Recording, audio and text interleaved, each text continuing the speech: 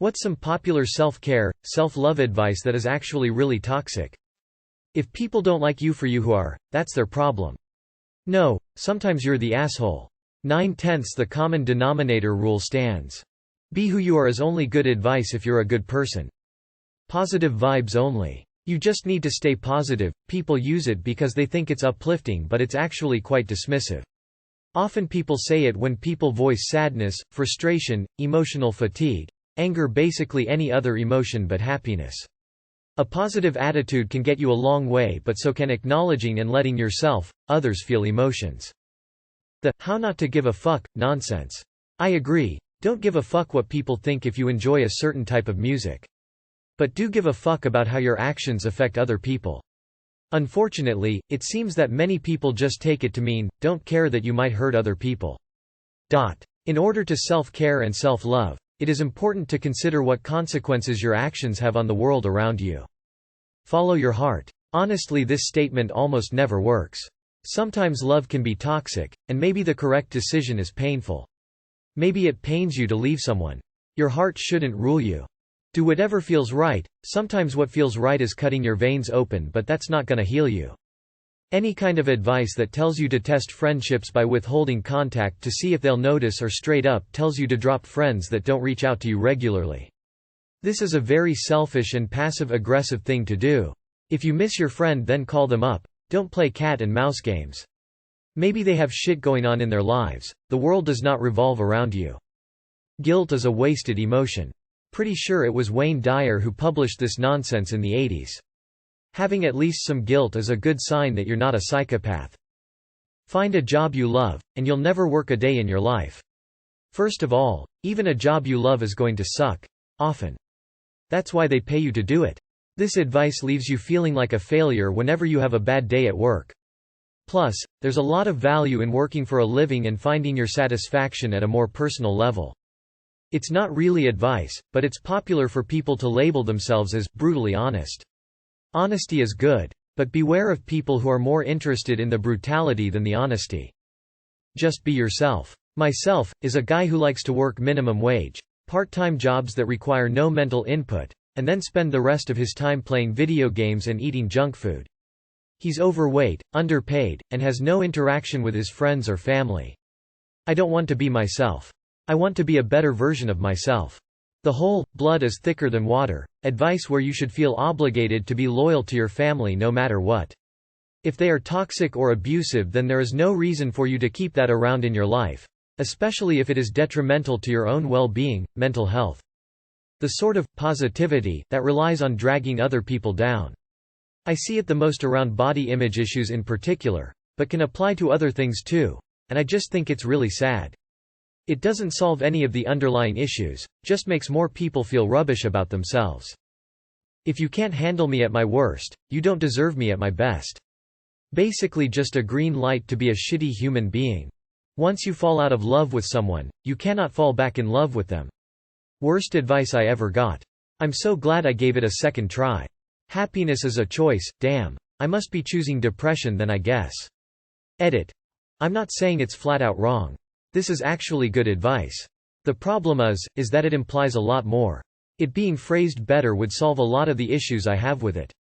Especially in regards to depression and other illness. You, snarky, put it into better words than I could. Your choices directly affect your happiness would be better. Not as catchy, but much better without the same implication. People who are saying that it's somewhat true, that's what I'm saying, lol. Be a bad bee, tch. What kind of life are you living? A Wattpad story. Is your dad a mafia? I don't understand some people. Show them what they're missing. No. Just do better for yourself. Detoxes and cleanses. Cut off anyone that doesn't bring you peace. Obviously this applies to people who are constantly, deliberately making you miserable. But a stressful situation or argument with a friend that you care about doesn't count if you haven't attempted to work it out with them.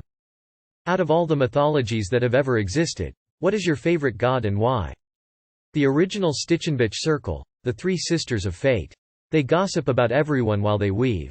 Just a couple of ladies having a grand old time talking shit about all the hilarious, embarrassing things they see humans do. A lesser-known Greek god Momos. Just for the fact that he existed and was worshipped, he is the god of stupidity, laziness and nitpicking.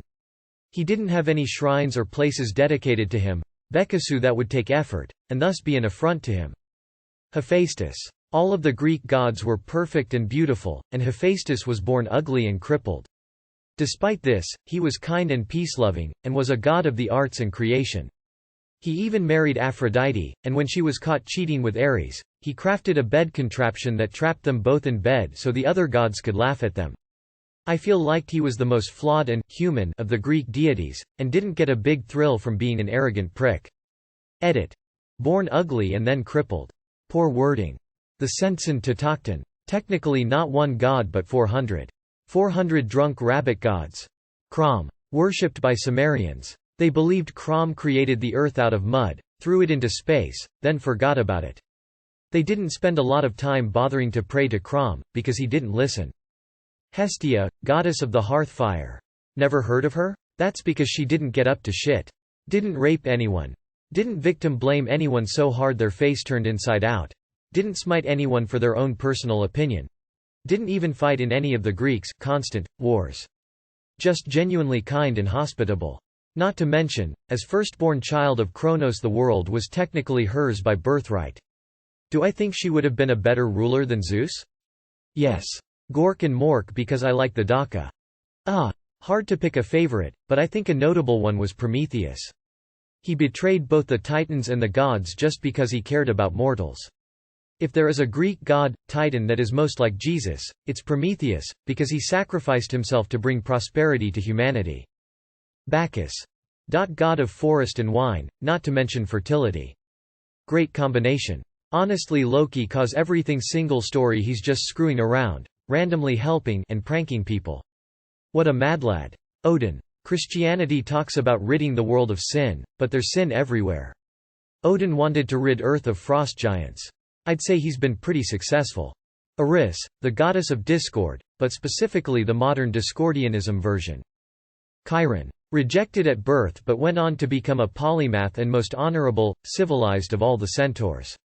Taught mathematics, archery, medicine, music, astronomy, etc. And trained heroes like Hercules. Even though the Greeks are kind of the vanilla choice for ancient gods, my favorite god is Dionysius. Who doesn't love a party? Little-known Slavic Perun, god of thunder. Mostly because one of the rare preserved stories in Slavic mythology is his fight with Veles, god of the underworld, who stole his sheep. But the sheep were actually fluffy clouds that bring the rain, and Perun was their shepherd. With thunder and lightning he was supposed to announce the rain smile. Another version of the story also mentions Veles stealing Doda, Perun's wife, goddess of rain, and their flock of clouds. Persephone. Flower maiden and bringer of death are two titles I aspire to attain. Odin. Dude sacrificed himself to learn the secrets of magic. Doesn't get any cooler than that. Two gods, Hades, Pluto god of the underworld and Mictlantecutli the Aztec god of death. But strangely not for reasons one may expect. Hades, Pluto is known for keeping his word and I admire the cleverness of Mictlantecutli. Sun Wukong aka Stone Monkey aka Monkey King. Can anyone else name someone who beats heaven and its armies not once, but twice? Hanuman.